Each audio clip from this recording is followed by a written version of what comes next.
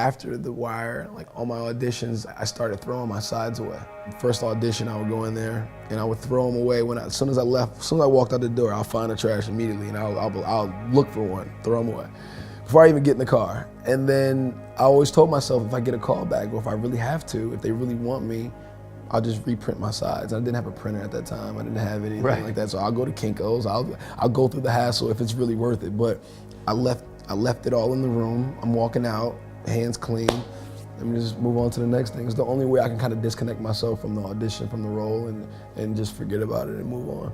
You still do that now? Yeah, for sure. Although you probably don't have to audition much anymore now. I'm auditioning a little less, but I don't mind going to like hunt for my food. I think it's fun. That competition, you know, and it's always the usual suspects. You see the same people all the time. It's all the same auditions, and it's like it's a process, man. Auditioning is it's some actors hate it, and I know as one point in time where I really hated it, and then I started to become more confident, and I guess small successes built up your confidence, and now then you don't really mind going to auditions anymore. It's just like, I'll go in and read. Now they're approaching auditions are kind of like, this is my take, instead of let me go try to give them what they want.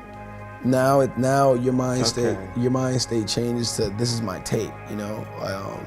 Before, you know, you give me any notes or anything like that, let me just give you my version, because this is my take, and now it's a conversation. And then you realize the power you have as actors. Like, once you're in that room, that's your time. Audition can be so fast. When you go in there, you know, milk it. You know, take your time. Like, you know, this is my moment right now, so let's hash this out. Live a life of purpose and a life of continual exploration.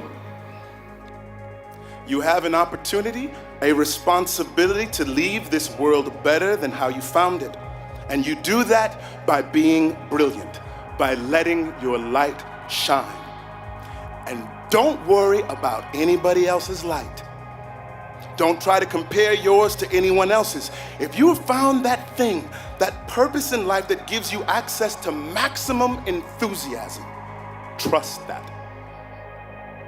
I'm not talking about a job.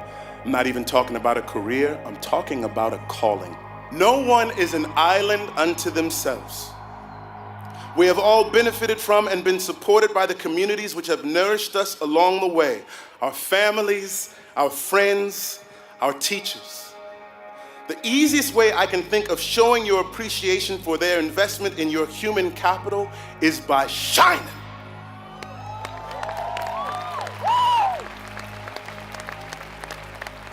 And remember, this is not a selfish act. This is the way we give permission to the world to collectively step into the light. You cannot make a person happy. And I thought that was a real deep idea. You can make a person smile, you can make a person feel good, you can make a person laugh, but whether or not a person is happy is deeply and totally and utterly out of your control. I remember the day I retired. I literally said to Jada, that's it. I retire. I retire from trying to make you happy. I need you to go make yourself happy and just prove to me that it's even possible. And after we cracked the hell up, we started talking about, we came into this false romantic concept that somehow when we got married that we would become one.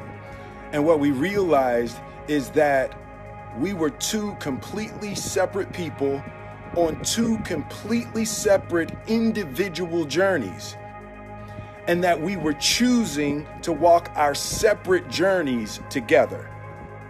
But her happiness was her responsibility, and my happiness was my responsibility. And we decided that we were going to find our individual, internal, private, separate joy, and then we were going to present ourselves to the relationship and to each other already happy. Not coming to each other begging with our empty cups out, demanding that she fill my cup and demanding that she meet my needs. unfair and it's kind of unrealistic and can be destructive to place the responsibility for your happiness on anybody other than yourself.